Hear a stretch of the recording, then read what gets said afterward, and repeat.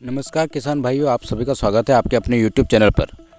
किसान भाइयों, आज के समय में नरमा कपास के बारे में बहुत कम लोग जानते हैं और कई किसान भाई तो इसकी खेती करके अच्छा खासा पैसा भी कमा रहे हैं, लेकिन कई किसान भाइयों और कई आमजनों को पता ही नहीं है कि नरमा कपास आखिर होता क्या है। तो आइए हम नरमा कपास या अमेरिकन कपास की खेती के बारे में कुछ चर्चा करते हैं। भारत की करीब की नकदी फसलों में नरमा कपास या अमेरिकन कपास का एक बहुत बड़ा स्थान है, लेकिन क्षेत्रफल के अनुसार किसानों को इसकी पैदावार नहीं मिलती है। परंतु कई प्रगतिशील किसान उन्नत कृषि क्रिया अपनाकर नरमा कपास की अच्छी पैदावार लेने में सफल हुए हैं। इसका मतलब साफ है कि उन्नत किस्म व खेती के उन्नत ढंग को अपनाने से पैदावार को बढ़ाया जा सकता है। कपास की अधिक पैदावार लेने के लिए किसानों को उन्नत किस्मों को सही समय पर बोना चाहिए और खाद अच्छा देना चाहिए। साथ ही साथ समय पर पौधा संरक्षण उपाय अपनाने के लिए कुछ विशेष ध्यान भी देना चाहिए। इसलिए मैं आज आपको बताऊंगा कि अमेरिकन कपास की खेती कैसे करें, नरमा कपास की खेती कैसे करें और इसके उपयोगी आधुनिक तकनीक मैं आपको बताने वाला हूँ। तो सबसे पहले तो भूमि मिट्टी का चुनाव। आपकी मिट्टी, खेत की मिट्टी जो है, इसके लिए आपको मध्यम टाइप की मिट्टी बिल्कुल उपयोग है, लेकिन अगर रेतीली मिट्टी है आपकी तो रुक जाइए, ये इसके लिए सही नहीं है। रेतीली मिट्टी पर आपको रिस्क नहीं लेना चाहिए, क्योंकि समझ सकते हैं आप कि इसकी जड़ें जो हैं पकड़ नहीं बना पाएंगी और बिल्कुल ये खड़ा ही नहीं रह पाएगा इसका तना। जिन खेतों में पानी ज़्यादा भरा रहता है, भाई आपको भी मैं सलाह देना चाहूँगा कि आप अपने रिस्क पर बोइए, बिल्कुल बहुत घाटे का सौदा हो सकता है। इसलिए पानी जहाँ भरता है वहाँ नरमा कपास बिल्कुल ना बोएं। और जिन खेतों में, जिन मिट्टी में क्षारीयता की समस्या है, उसमें नरमा नहीं बोना चाहिए। आप क्षारीयता का लेवल मिट्टी परीक्षण करके पता कर सकते हैं आपके खेत की क्षारीयता कितनी है। आप देखकर नहीं बता सकते बिल्कुल भी कितनी क्या क्षारीयता है, आपको मिट्टी परीक्षण करवाना पड़ेगा। खेत की तैयारी। जो खेत नरमे के लिए पड़त रखे गए हैं उनकी तैयारी पिछले फसल काटते शुरू कर देनी चाहिए। गेहूं के बाद नरमा लेने के लिए गेहूं काटते ही खेत की तैयारी शुरू कर देनी चाहिए। ऐसे खेतों में समय पर 2 से 3 जुताई करके खेत को तैयार कर लें। गेहूं की फसल की कटाई के बाद एक गहरी जुताई मिट्टी पलटने वाले हल से करके 2-3 जुताई कल्टीवेटर से करना लाभप्रद है। मिट्टी पलटने वाले हल से पहली गहरी जुताई करना बहुत ही फायदेमंद साबित हो सकता है। पलेवा और भूमि उपचार के बारे में बात कर लें तो नरमे के लिए पलेवा की गहरी सिंचाई करना आवश्यक है। जिन किसान भाइयों को पता नहीं है कि पलेवा क्या होता है, तो मैं आपके लिए एक स्पेशल वीडियो बना दूंगा, आप कमेंट जरूर करिए। पलेवा के बाद जुताई करने से पहले दीमक प्रभावित खेतों में quinalphos 4% mixture, methyl parathion 2% 6 kilo प्रति बीघा की दर से डालना चाहिए। बुआई दिन के ठंडे समय में करनी चाहिए, जिससे खेत में नमी कम उड़े एवं बीज का जमाव अच्छा हो सके।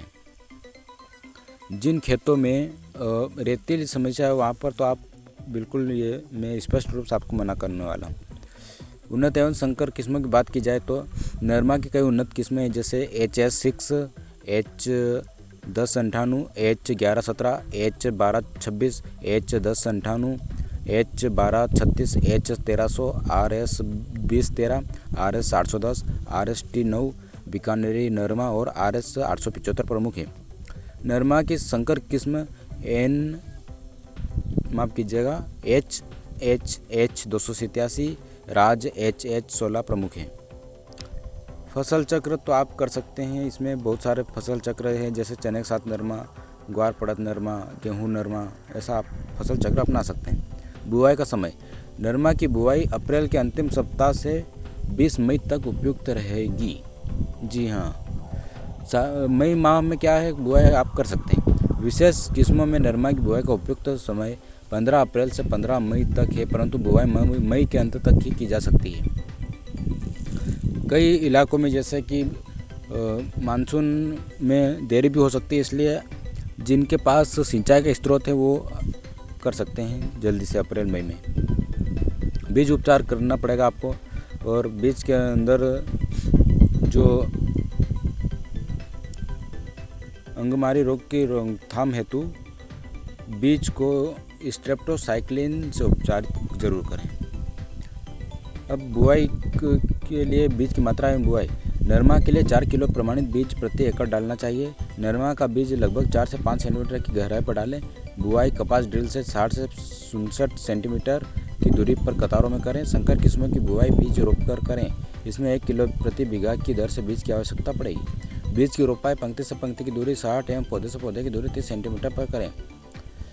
पहली सिंचाई के समय पौधे की दूरी 30 सेंटीमीटर रखनी पड़ेगी आपको। 1 बीघा क्षेत्र में पौधों की संख्या लगभग 12,000 हो सकती है। लगभग संकर किस्मों में पौधों की दूरी 60 सेंटीमीटर रखें। इस प्रकार प्रति बीघा पौधों की संख्या लगभग 6,200 रहेगी। खाद एवं उर्वरक की बात करें तो सड़ी हुई गोबर की खाद डालना बहुत अधिक फायदेमंद साबित होगा। नरमा की फसल में 25 किलो नाइट्रोजन प्रति बीघा की दर से उपयोग किया जाना चाहिए। फास्फोरस की मात्रा 10 किलोग्राम प्रति बीघा देनी चाहिए। नाइट्रोजन की आधी मात्रा, फास्फोरस की पूरी मात्रा बुआई के समय ड्रिल कर दें। इसके साथ 5 किलोग्राम पोटाश प्रति बीघा देना चाहिए। यदि बुआई के समय नाइट्रोजन उर्वरक का प्रयोग नहीं किया जा सके तो प्रथम सिंचाई के समय अवश्य दें। निराई गुड़ाई समय समय पर करते रहें। सिंचाई प्रबंधन। नरमा के लिए पलेवा के अलावा 6 सिंचाई की आवश्यकता होती है। ये बहुत ही इम्पोर्टेंट बात है आपके लिए। प्रथम सिंचाई बुआई के 30 से 35 दिन के बाद की सिंचाई 20 से 25 दिन के बाद, अंतिम सिंचाई अक्टूबर के प्रथम सप्ताह में करें। अगर पानी की कमी हो तो 5 सिंचाइयों से भी काम चल सकता है। इसके लिए पहली व दूसरी सिंचाई ऊपर बताए समय पर ही करें। इसके बाद तीसरी, चौथी व 5वीं सिंचाई 1 माह के अंतर पर करते रहें। और फूल व टिंडों के रोकथाम, जो कीट पड़ते हैं उनकी रोकथाम समय समय पर करते रहें। साथ ही नरमे की जब चुनाई की जाए, जब नरमा तैयार हो जाए तो प्रथम चुनाई 50 से 60% टिंडे खिलने पर करें और दूसरी चुनाई शेष टिंडों के खिलने पर करें। फसल की कटाई। नरमा चुनने के बाद फसल की कटाई तथा उसको सफाई बहुत जल्द कर दें ताकि अगले वर्ष कीट बहुत कम आएंगे। कपास की उपज जो है आपको अमेरिकन कपास नरमा की उपज 5 से 6 क्विंटल प्रति बीघा ली जा सकती है और संकर किस्म 7 से 8 क्विंटल प्रति बीघा ली जा सकती है। इस तरह से आप नरमा कपास की खेती करें। आपको जानकारी अच्छी लगी हो तो लाइक ज़रूर करें, कमेंट करें और शेयर करें। साथ साथ सब्सक्राइब तो आपने कर ही लिया होगा। धन्यवाद।